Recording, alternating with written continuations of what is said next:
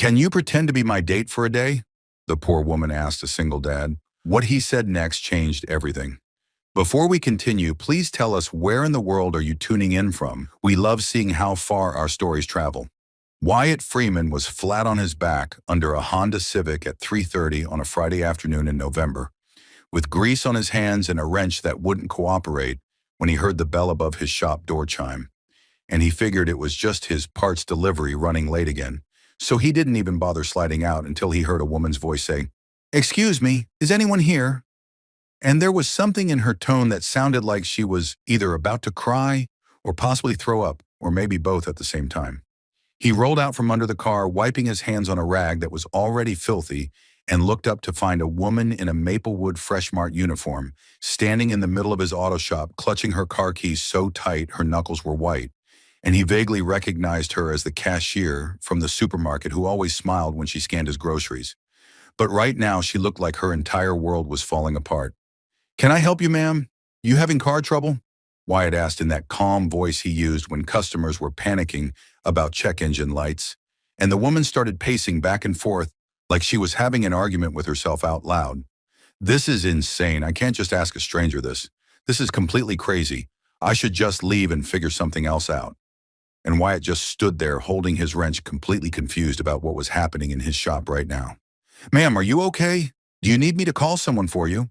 He tried again, and that's when she stopped pacing and looked at him with these desperate brown eyes and just blurted out the most bizarre question Wyatt had heard in his entire 35 years on this planet.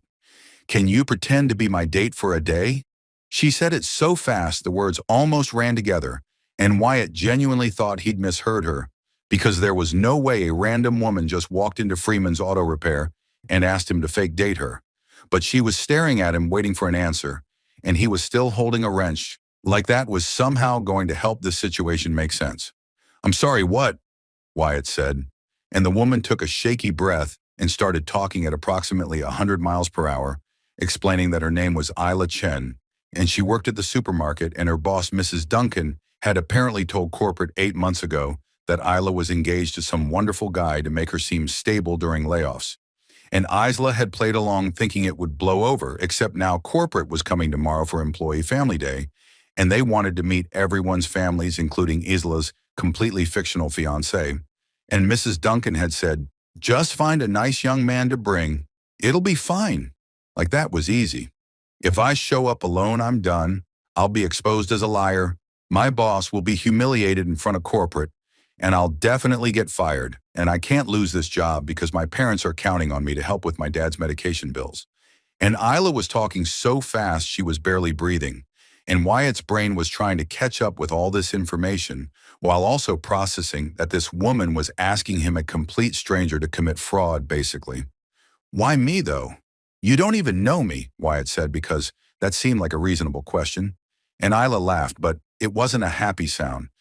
"Because you're literally the only single guy in this entire town who isn't either related to me or dating someone already or a total creep. I've seen you at the store with your daughter, and you're always nice, and you don't gossip, and honestly, you just seem like a decent person who might possibly help someone who's completely desperate." Wyatt was about to say something. He wasn't even sure what, when the door to his back office flew open and his 7-year-old daughter Nora came running out with her blonde ponytail bouncing and her Superman backpack still strapped to her back. "Dad, I finished all my math homework and I didn't even need help this time," she announced proudly. And then she spotted Isla, and her entire face lit up like someone had just told her Christmas was coming early. "Oh, hi! Are you my dad's girlfriend? Finally! I've been asking him to get one like forever." Wyatt felt his face go completely red, and he stammered, "No, sweetie, she's just a customer who needs help with something." But Nora was already walking over to Isla with her hands on her hips, looking very serious for a second grader. "My dad is really, really good at helping people. He fixes everyone's cars even when they can't pay sometimes. And he says helping people is the most important thing you can do, so he'll totally help you with whatever you need." And Nora said it with such complete confidence that Wyatt wanted to both hug her and also explain that this particular situation was way more complicated than changing someone's oil. Isla looked at Nora and then at Wyatt, and her eyes were filling up with tears. "I can pay you. I have $200 saved up. It's yours. I just need you to show up tomorrow afternoon for like 4 hours and pretend we're engaged and eat some potato salad, and then we never have to see each other again. Please, I'm literally begging you right now." Wyatt's brain was screaming that this was the most ridiculous request anyone had ever made, and he should absolutely say no, because this was fraud and lying and all kinds of wrong. But then he looked at this woman who was clearly terrified of losing her job, and he thought about how his late wife Claire used to tell him he was too soft for his own good because he could never say no when someone really needed help. And Nora was standing there looking at him with those big blue eyes that were exactly like her mom's, waiting to see if he was going to practice what he preached about helping people. "Keep your $200, Wyatt heard himself say, and Isla's head snapped up with hope all over her face. "I'll do it. But if we're gonna pull this off, we need to get our story straight. Because if your boss is as nosy as you're making her sound, she's gonna ask questions and we better have answers that match." Isla's entire body sagged with relief, and she actually started crying right there in his auto shop. "Oh my God, thank you. Thank you so much. I promise I'll make this as easy as possible." And Wyatt was already mentally going through his schedule, trying to figure out how he was going to explain to his mom that he was fake dating someone for a corporate event. They agreed to meet that night at Wyatt's place to rehearse their fake relationship story, and Nora insisted she was coming to the event tomorrow because, "If you guys are pretend engaged, then I need to be there to make it look real. Plus, I can tell everyone how much you love each other." And Isla actually laughed for the first time since walking in. Said that was fine. Fiancé definitely meet the kids so it would help sell the story. As Isla was leaving, she turned back in the doorway and asked, "Why are you really doing this? You don't know me at all." And Wyatt leaned against his workbench and gave her an honest answer. "Because I know what it's like to need a job and be scared of losing it. And because you were brave enough to ask for help when you were drowning, most people are too proud to do that, and they go under. At least you're fighting." Isla looked at him like he just said something profound instead of just basic human decency. And after she left, Nora came and stood next to him and said, "Dad, she's really pretty and she seems nice. Can she be your actual girlfriend after tomorrow?" And Wyatt ruffled her hair and said, "It doesn't work like that, honey." But Nora just grinned and said, "It should." That night, Isla showed up at Wyatt's house at 7, and they sat at his kitchen table with notebooks like they were cramming for the world's weirdest exam, trying to build a fake relationship history that would hold up under questioning from nosy coworkers and corporate executives. They decided they met at the supermarket when he was buying groceries, and he asked her out. They'd been dating 8 months, which matched Mrs. Duncan's timeline, and they got completely stuck on the proposal story until Nora, who was supposed to be in bed, yelled down the stairs, "It should be romantic like when Superman saves Lois Lane, and they just know they're supposed to be together." And both adults cracked up laughing. Somewhere around 9 o'clock, after they'd covered favorite foods and colors and all the basic stuff couples should know, Isla told him about putting herself through community college while working full-time and sending money home for her dad's heart medication. And Wyatt found himself sharing that he'd grown up in foster care and met his wife Claire when he was 23, and she'd seen something in him nobody else had. And they had Nora when he was 28, and Claire passed away from an illness when Nora was only 3 years old, so he'd been doing the single dad thing for about 4 years now. "So you've been raising her completely alone this whole time?" Isla asked quietly, and Wyatt nodded. "Yeah, hardest thing I ever did, but Nora's the best thing that ever happened to me. She keeps me going even on the days I don't want to get out of bed." Isla reached across the table and squeezed his hand. "She's really lucky to have you." And Wyatt felt his throat get tight. "I'm lucky to have her, and honestly, I'm lucky you walked into my shop today, even if the circumstances are completely insane." As Isla was leaving around 9:30, she said, "See you tomorrow, fake fiancé?" And Wyatt replied, "See you tomorrow. And Isla, we got this, I promise." And after she drove away, Nora appeared at the top of the stairs in her princess pajamas and said, "Dad, I really, really like her. She's nice and pretty, and she laughs at your jokes even when they're not that funny. Can she please be your real girlfriend after this is over?" Wyatt scooped up his daughter and carried her back to bed, and Nora said something that made his heart stop.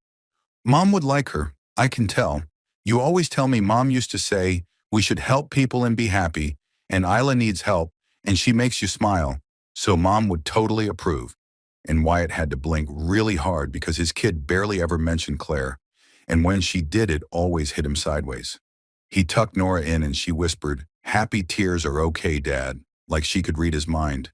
And after he closed her door, he stood in the hallway, thinking that tomorrow was supposed to be 4 hours of pretending to be in love with a stranger and then back to normal life. So why did the idea of never seeing Isla again after tomorrow make his chest feel weirdly tight? And maybe his daughter was right. Maybe Claire would approve. And that thought felt like permission he didn't even know he'd been waiting for. Saturday morning hit, and Wyatt picked up Isla in his freshly washed truck at 10:30. And Nora was buckled in the back seat, practically vibrating with excitement, wearing her favorite purple dress, because she'd announced at breakfast that if she was going to help her dad pretend to be in love, she needed to look fancy for it. Isla climbed into the passenger seat wearing a simple blue dress she'd borrowed from her younger sister, and she looked nervous enough to pass out, kept running through their cover story under her breath like she was preparing for a test she couldn't afford to fail. "We met at the supermarket. You asked me out 3 times before I said yes. We've been together 8 months. Your favorite color is blue because of your truck." And Wyatt reached over and took her hand without even thinking about it and said, "Isla, breathe. I got you. We're going to be fine."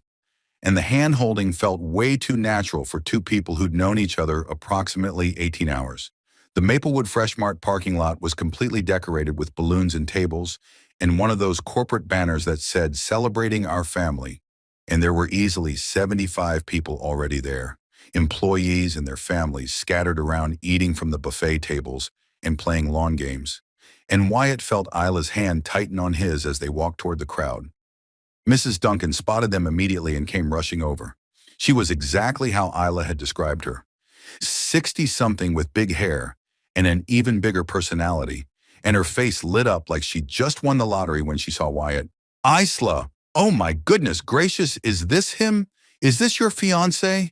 And who is this absolutely precious angel?" Mrs. Duncan was talking at volume 11, and Nora stepped forward with her hand stuck out exactly like Wyatt had taught her and said, "I'm Nora Freeman. Wyatt's my dad. It's very nice to meet you, ma'am. That's a really pretty necklace you're wearing." And Mrs. Duncan literally clutched her chest like her heart couldn't take the cuteness. "Oh, Isla, you didn't tell me he had such a polite daughter, and look at you. You're even more handsome than she described."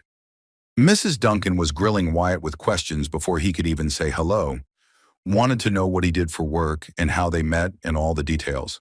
And Wyatt started with their rehearsed story about meeting in the cereal aisle, but then something made him deviate from the script. She had this smile that just completely stopped me in my tracks. I asked her out right there by the Cheerios, and she shot me down flat, told me she didn't date customers. So I kept coming back every single week buying the same box of cereal I don't even like, until she finally agreed to get coffee with me just to make me stop pestering her. And Isla's head whipped around to stare at him because that was absolutely not the story they'd practiced. But Mrs. Duncan was eating it up, said, "Oh, how romantic. Persistence. I love a man who knows what he wants." Isla jumped in, improvising right along with him. He was very persistent, kept showing up every Saturday morning at 9:15, like clockwork, and I finally said yes just to see if he was for real or just bored. And Wyatt grinned at her. Turns out I was very for real. Best decision I ever made was buying cereal I hate for 2 months straight. And they were riffing off each other like they'd been doing this for years instead of making it up on the spot. And Mrs. Duncan wandered off to greet other people, leaving them standing there holding hands and trying not to laugh. The corporate VP, Mr. Brennan, came over about 20 minutes later. He was all business in khakis and a polo shirt with the company logo, shook Wyatt's hand and asked what he did for a living. And when Wyatt said he owned an auto repair shop, Mr. Brennan nodded approvingly and said, "Good, honest work. We need more young people willing to work with their hands these days. You found yourself a good one, Isla." The event had all these couple activities planned, and Wyatt and Isla got roped into participating in a 3-legged race where their legs got tied together with a bandana. And they were stumbling and laughing, and Isla nearly took them both down twice, but somehow they actually won. And when they crossed the finish line, they hugged, and it lasted just a beat too long. long enough that Wyatt could smell her shampoo and feel her heart racing against his chest. Nora was screaming from the sidelines, "That's my dad! That's my Isla! They're the best!" And other employees were clapping and cheering, and for a second Wyatt forgot this whole thing was fake because it felt so incredibly real. Then came couples trivia, and they should have absolutely bombed it because they'd only known each other a day. But somehow they kept getting questions right. "What's your partner's favorite food?" And they both said pizza at the same time. "What's your partner's biggest fear?" And Wyatt said without hesitating, "Letting people down and not being enough." And Isla's eyes got shiny because how did this stranger already see her so clearly? They won the trivia too, and Mrs. Duncan announced over the microphone, "Look at our lovebirds, so in sync. This is what true love looks like, folks." And Isla felt her stomach twist with guilt because all these nice people thought they were witnessing something real when it was all just an elaborate performance. Around 2 in the afternoon, Isla excused herself to use the bathroom, and on her way back, she overheard 2 of her coworkers talking by the drink table. One of them said, "Did you see Isla's fiancé? He's gorgeous in the way he looks at her." "I'm so jealous," and the other one replied, "I know, right? Single dad mechanic who clearly worships the ground she walks on. She hit the jackpot." And Isla had to duck around the corner because she felt like she was going to be sick because none of it was real. This man didn't worship her. He was just being kind enough to help a desperate stranger. And tomorrow he'd go back to his life and she'd go back to hers, and that would be that. Nora spent the entire event holding Isla's hand and introducing her to other kids. "This is my dad's fiancée, Isla. She's going to be my stepmom soon. Isn't she pretty?" And one little boy said, "You're so lucky. My stepmom is mean."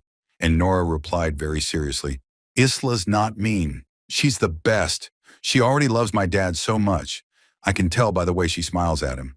And Isla felt like the worst person on the planet lying to this sweet kid who just wanted her dad to be happy. Around 3 o'clock, Wyatt found Isla standing alone near the parking lot, looking like she was going to cry. And he walked over and said gently, "Hey, you okay? We're almost done. You pulled it off perfectly." But Isla shook her head and her voice came out tight and stressed. "This was a huge mistake, Wyatt. Nora thinks this is real. All these coworkers think we're actually in love. All these people are good people, and I'm lying to every single one of them, and I feel like absolute garbage." Wyatt started to say, "You're just doing what you have to do to keep your job." But Isla cut him off. "That doesn't make it right. I'm a liar, and I dragged you into being a liar too, and I just—" But before she could finish, Mrs. Duncan's voice came crackling over the microphone, calling everyone's attention to the main pavilion. "Before we wrap up today, I want to recognize some very special people. Isla Chen has been with Maplewood Fresh Mart for 6 wonderful years. She's one of our hardest workers, and she's getting married soon to this lovely man. Let's give them a big round of applause." And everyone started clapping, and Isla wanted the ground to open up and swallow her whole. But Mrs. Duncan wasn't done. "And I'm thrilled to announce that corporate has approved my recommendation to promote Isla to assistant manager effective immediately. Congratulations, honey, you earned this." The applause got louder and people were coming up to congratulate her, and Isla was smiling and saying thank you. But inside she was completely panicking because this promotion was huge. More money and better hours and actual benefits. But it was all based on a lie about being engaged to a man she'd met yesterday. After the event finally ended around 4, Wyatt drove Isla home with Nora quiet in the back seat, eyes closed like she was sleeping from all the excitement. And the silence in the truck was heavy until Isla finally said, "I can't accept that promotion. There's no way. It's not right." Wyatt glanced over at her confused. "What are you talking about? You absolutely earned that? Mrs. Duncan said you've been there 6 years busting your butt."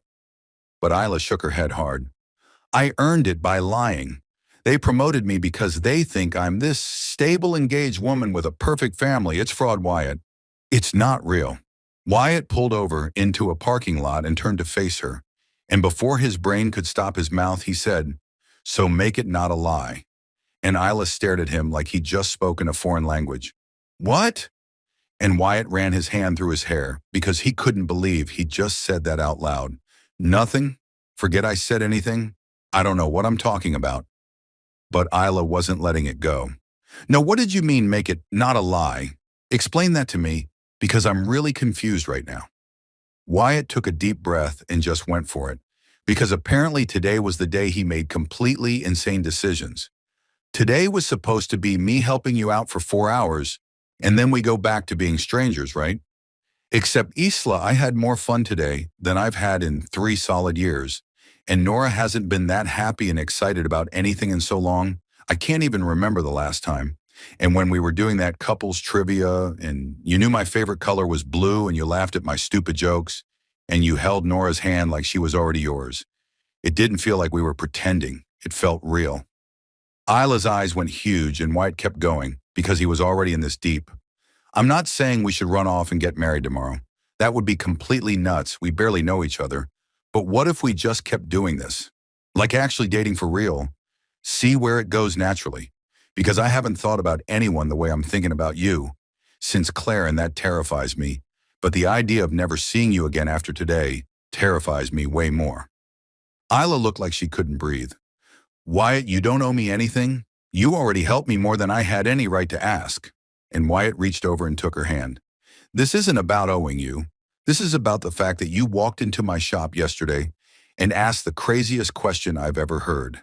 And somehow in 24 hours, you made me feel something I thought I'd never feel again. And maybe I'm reading this completely wrong, and you think I'm insane, but I had to say it. They were staring at each other in the front seat of his truck, and the air felt electric. And then Nora's voice came from the back seat where she'd apparently been awake the whole time. Oh my gosh, Dad, just kiss her already. This is taking forever, and I'm starving back here.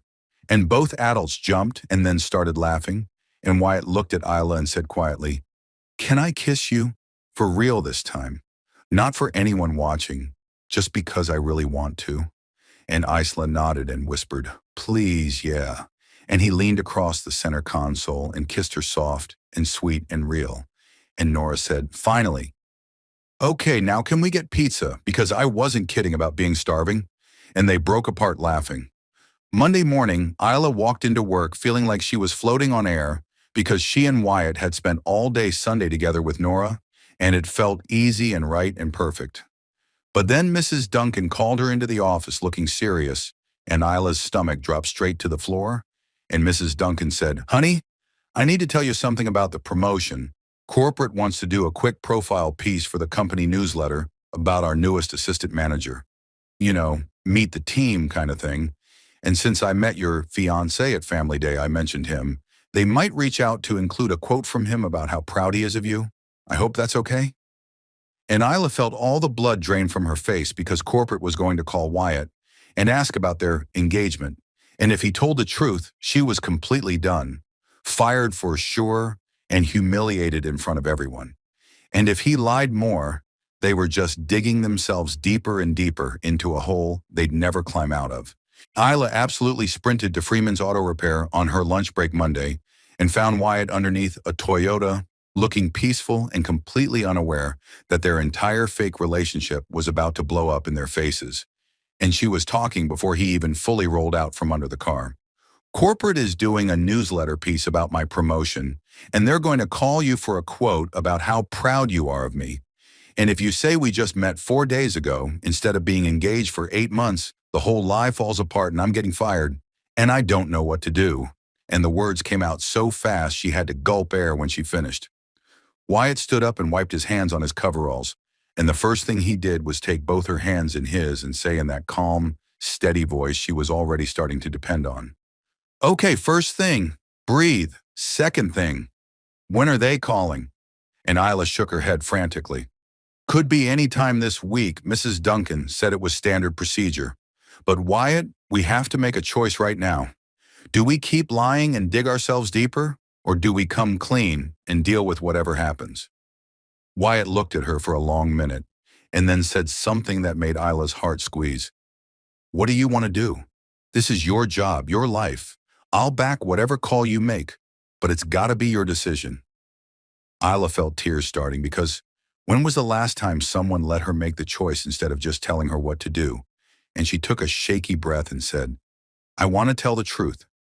I can't build a real relationship with you on top of a foundation made of lies, even if it costs me the promotion I need to come clean.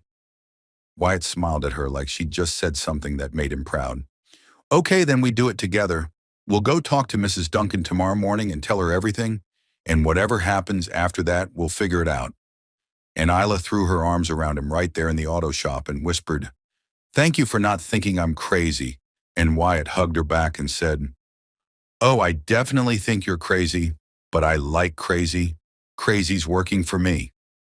That night, Isla was at Wyatt's house helping Nora with homework when Nora looked up from her spelling words and said, "So are you guys still getting fake married, or are you doing real married now?"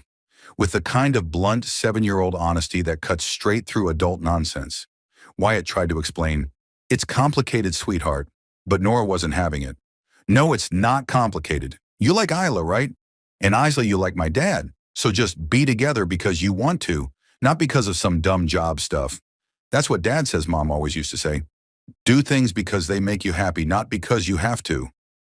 And Wyatt felt his breath catch, because that was absolutely something Claire used to say. Isla looked at Wyatt with wet eyes and squeezed his hand across the homework-covered table, and Nora went back to her spelling, like she hadn't just dropped major wisdom on two adults who apparently needed a second grader to sort out their lives.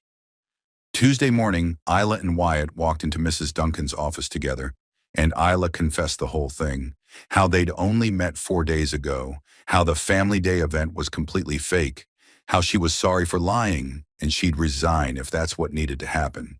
And she was talking so fast trying to get it all out before she lost her nerve that she didn't notice Mrs. Duncan was smiling. When Isla finally ran out of words, Mrs. Duncan leaned back in her chair and said 4 words that made both of them freeze.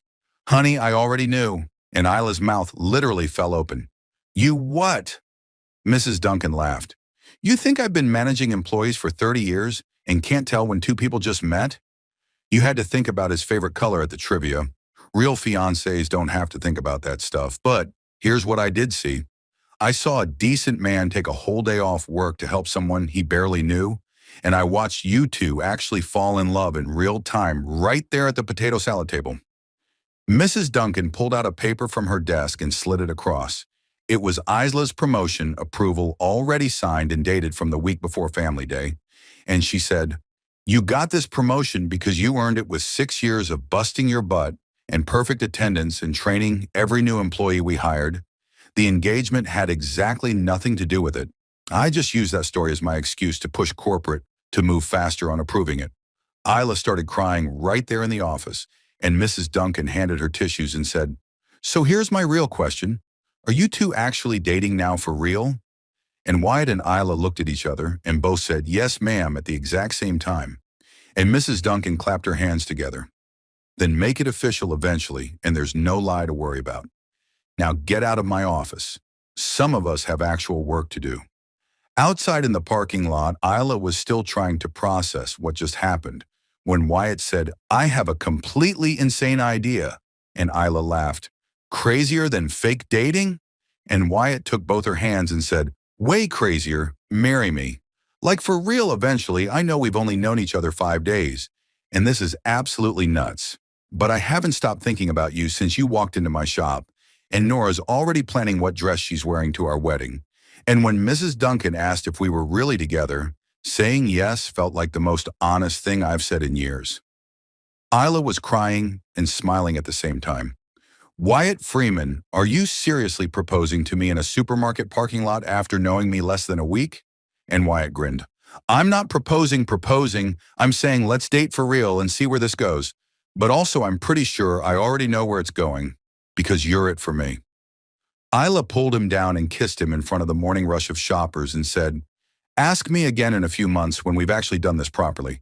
And Wyatt said, "Deal, but I'm already picking out a ring." And Isla laughed. "That's extremely presumptuous." And Wyatt said, "That's called being confident." And they stood there grinning at each other like complete idiots until Isla had to go start her shift. 5 months went by faster than either of them expected, and they dated for real. Family dinners with Nora, and meeting each other's families and all the normal relationship stuff. And Nora started calling Isla Mom around month 4, a middle ground she'd invented herself. and nobody corrected her because it felt right. Isla's promotion went through without a single hitch, and she was incredible at the job. Wyatt's business kept growing, and somewhere around February, Wyatt said, "I love you," during a completely random moment watching Nora's school play, and Isla said it back immediately. April 9th rolled around exactly 5 months after the Family Day event, and Wyatt told Isla to meet him at the Maplewood Fresh Mart parking lot. And when she got there, he was standing by his truck looking nervous. "Why are we here?" Isla asked, and Wyatt took her hand and said, "Because this parking lot is where we stopped lying and started living for real. And I wanted to do this here." And then he got down on one knee right there on the asphalt and pulled out a ring. "5 months ago, you asked me to pretend to be your date for 4 hours, and it was the best, worst acting I've ever done. Because I couldn't pretend even then. Isla Chen, will you marry me for real this time? Will you let me spend the rest of my life proving that taking a chance on a stranger with a crazy request was the best decision you ever made?" And Isla was already nodding and crying. "Yes, oh my gosh, yes!" And then Nora came running out from behind a parked car, holding a sign she'd made that said, "She said yes! I'm getting a mom! Finally!" And Isla scooped her up, spinning her around, and Nora said, "Can I call you Mom for real now, not just in my head?" And Isla was sobbing, "Yeah, baby, absolutely, you can." And the whole parking lot erupted in cheers because Mrs. Duncan had organized a crowd. 8 months later, they got married in a small ceremony at the community center, with Nora as the most serious flower girl in Vermont history. She had a clipboard and everything. And during the vows, Wyatt said, "You asked a stranger for help, and I said yes because I fix broken things. Turns out you fixed me right back." And Isla said, "You showed up when you didn't have to, and turned my worst mistake into my best truth." At the reception, Nora ran up to them while they were dancing and said, "Mom, Dad, cake time." And Isla's heart swelled hearing that word said so naturally. And Wyatt pulled both his girls close and thought about how Claire would have loved Isla, and how Nora was right all along. And they walked to the cake table together as the family they'd accidentally built from one desperate question and one impossible yes. Sometimes the craziest questions lead to the best answers. Isla needed a fake fiancé for 4 hours and found a husband for a lifetime. Wyatt said yes to a stranger and found the family he didn't know he was missing. They faked an engagement for a job and discovered a love that was real from the very start. If you've ever been scared to ask for help or scared to say yes when someone needs you, this is your sign. Take the chance. Ask the question. Say yes to the impossible request, because you never know what 4 hours of pretending might turn into. Hit that subscribe button if this story reminded you that the best love stories start with the wildest requests, and sometimes falling in love happens the second you stop trying to fake it. Thanks for being here with us. And remember, sometimes the person you're pretending to love is actually the person you've been waiting for all along.